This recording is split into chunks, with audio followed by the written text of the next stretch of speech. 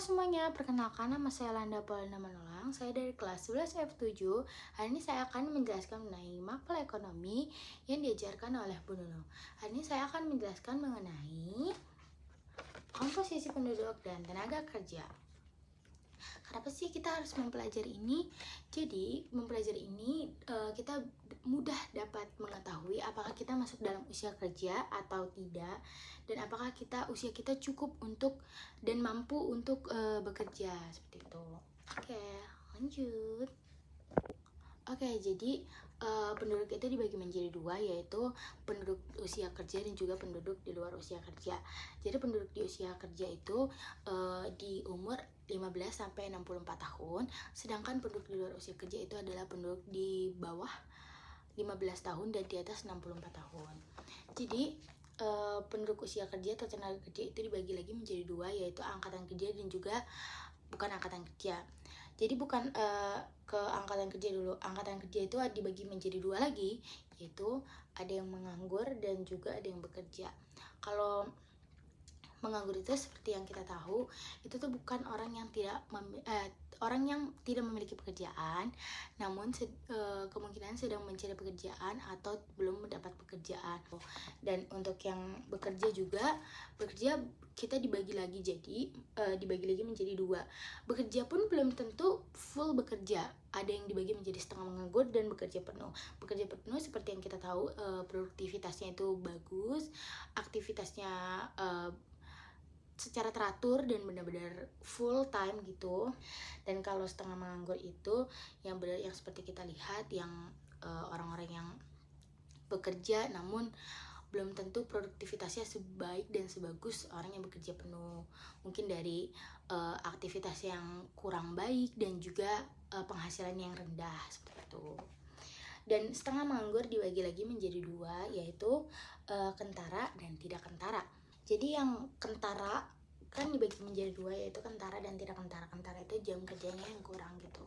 Jadi kentara itu jam kerja kurang dari standar yang seperti yang bisa kita tahu, kentara itu ada buruh harian yang dipanggil hanya 1-2 hari dalam seminggu, tidak memenuhi standar pekerjaan sebenarnya, yang benar-benar sedikit menganggur lah sebenarnya kalau hitungannya. Oke, lanjut ke yang kedua, ada tidak kentara, yaitu kelihatan bekerja normal, namun produktivitas dan penghasilannya itu sangat rendah.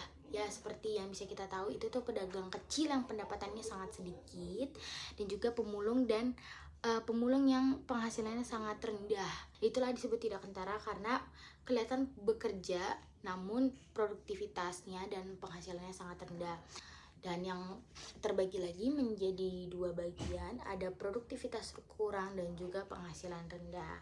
Seperti yang kita ketahui, produktivitas rendah itu jam kerjanya tuh sangat sedikit banget, sangat sedikit, dan juga pekerjaannya yang tidak dilakukan secara rutin, dan juga pekerjaan yang sangat tidak jelas.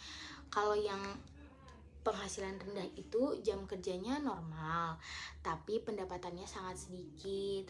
Ya, bisa kita lihat seperti orang-orang yang bekerja setiap hari, melakukan kegiatan pekerjaan, namun penghasilannya tidak sesuai dengan produktivitas kerjanya. Dan juga pekerjaan dilakukan secara rutin tapi hasilnya tak sebanding.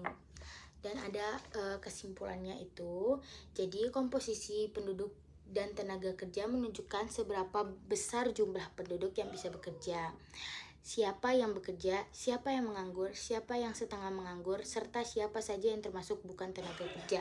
Semua bagian ini membantu kita memahami kondisi ekonomi dan juga sosial di masyarakat.